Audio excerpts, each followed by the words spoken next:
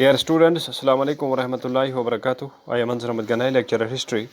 Our today's topic for 12th class students of history subject is what does the architecture of buildings like the Lotus Mahal and Elephant Stables tell us about the rulers who commissioned them? Dear students, as you know, Lotus Mahal and Elephant Stables were the two important structures or buildings that were or monuments that were constructed at Hampi in Vijayanagara. And the question is that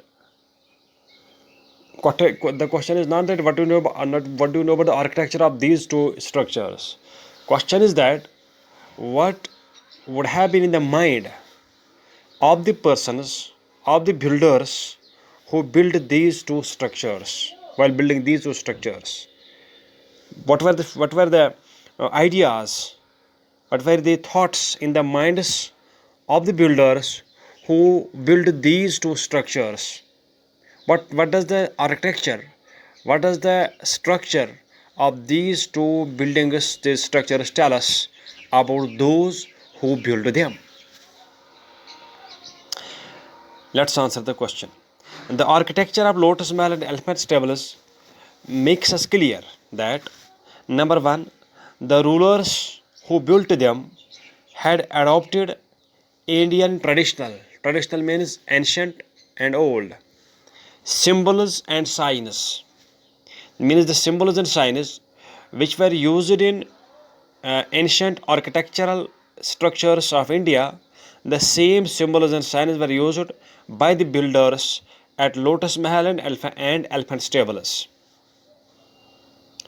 Number two, the rulers who built these Lotus Temple and Elephant Stables were no doubt Hindus by faith, but it is believed that it is thought that the architectural features of Elephant Stables and Lotus Mahal make us understand that these rulers were liberal in using different architectural features, both Hindu and Muslim architectural features, while constructing these two structures like Lotus Mahal and Elephant Stables.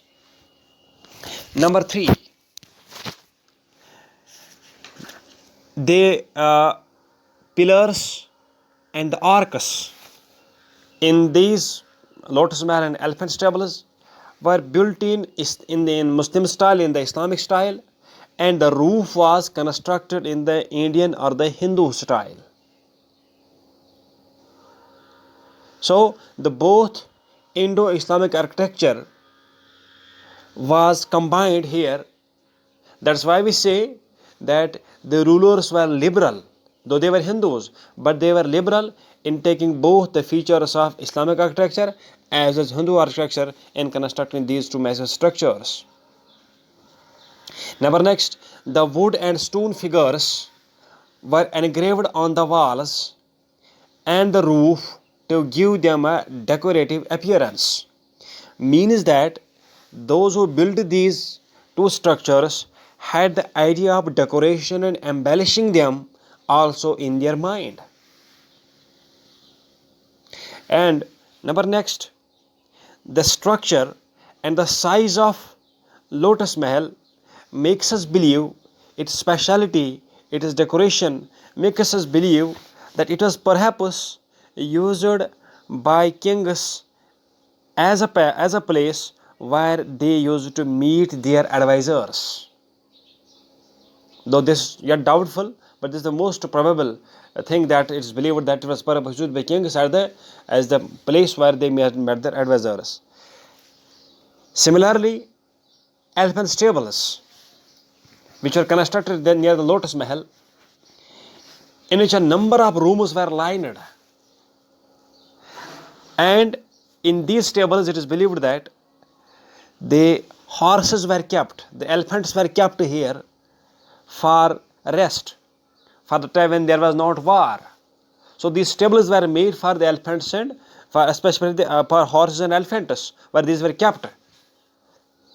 And the structure and size of elephant stables makes us understand that Vijayanagara Empire maintained a huge and large army and kept it ready for war at any time.